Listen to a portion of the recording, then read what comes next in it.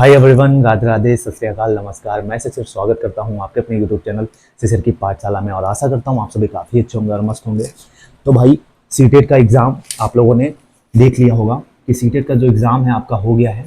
ठीक है, सीटेट का एग्ज़ाम ख़त्म हो गया और बात करेंगे हम इस वीडियो में इसी को लेकर बात करेंगे। जो भी बच्चे सीटेट क्वालिफाई करते हैं वो क्या करें, जो सीटेट नहीं क्वालिफाई कर पाएंगे वो क्या करें।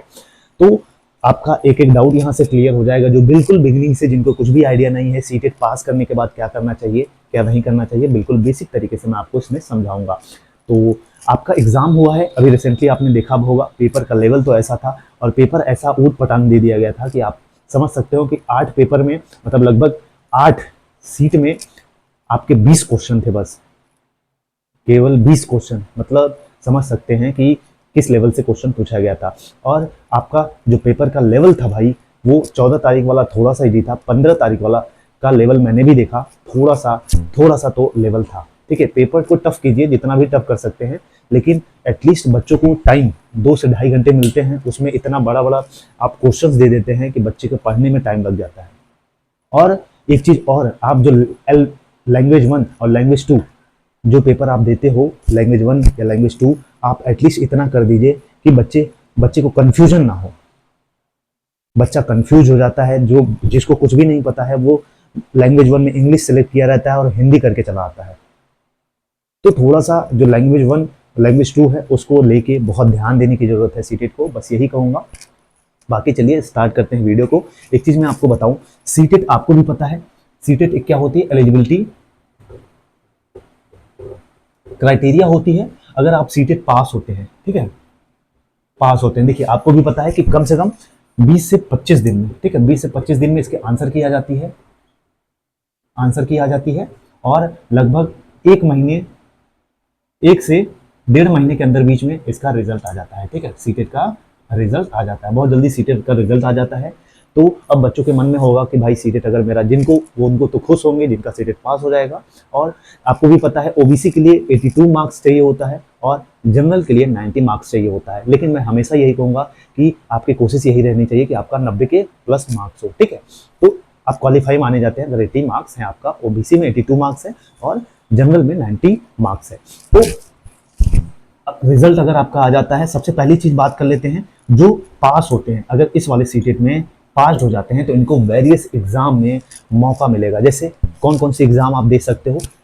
सीटेट आपको भी पता है एलिजिबिलिटी है, क्राइटेरिया है, आप पास होते हो तो आप इसके बाद जो विभिन्न राज्यों में, अदर स्टेट में, चाहे यूपी में चाहे किसी भी स्टेट में टीचर की भर्ती आती है तो आप पेपर के लिए वहाँ पे शिक्षक बनने के लिए एलिजिबल हो जाते हो। जैसे सबसे पहली चीज मैं आपको बात करूँ, पहला चीज हो गया केवीएस, दूसरी चीज हो गई DSSB, तीसरी चीज हो गई बीपीएससी टीआरई, ठीक है, और तीसरी चीज हो गई भाई जेबीटी की जो भी वैकेंसीज आती हैं अदर स्टेट में।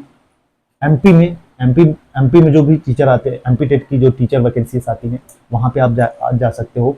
मतलब किसी भी स्टेट में अगर ये वैकेंसी आती है तो आप एलिजिबल हो जाते हो। एएमआरएस में आप वैकेंसीज अटेंड कर सकते हो। तो अगर आप सीटेट पास करते हो, सीटेट क्वालिफाई कर लेते हो तो अपनी केवीएस की प्रिपरेशन के लिए लग जाओ मेरे भाई, DSSB की प्रिपरेशन में लग जाओ।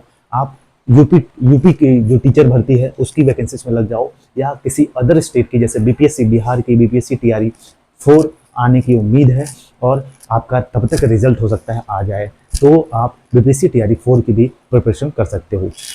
तो इतने सारे टीचिंग एग्जाम्स हैं और मैं बस यही कहूँगा कि अपने ही राज्य में टीचर की भर्ती पर मत डिपेंड रहिएगा।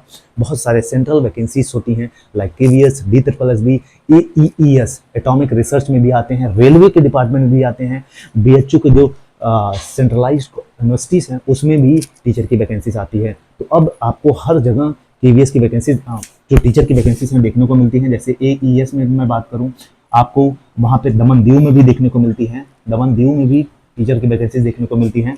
तो कई सारी चीज़ें हैं जो आपको इस चैनल पे मिलेंगी, कहाँ पे टीचर कितनी वैकेंसीज आई हैं, पीआरटी हो, टीजीटी हो, पीजीटी हो, सबकी वैकेंसीज की अपडेट यहाँ पे आपको मिलती है इस चैनल पे।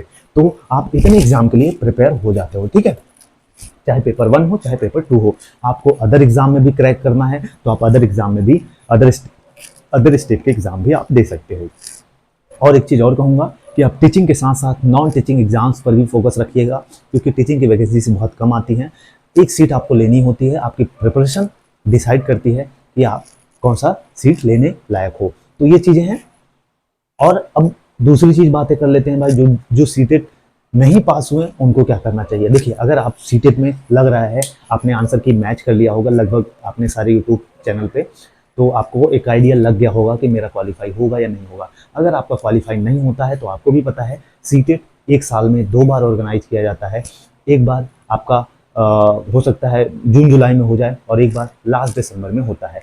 तो आप अभी से अपनी सीटेट की प्रिपरेशन में लग जाइए, फिर से बिल्कुल जीरो से हिम्मत रख के, पॉजिटिव आइडिया रख के, पॉजिटिविटी अपने अंदर ला के फिर से सीटेट की प्रिपरेशन में लग जाइए। बस यही कहूँगा।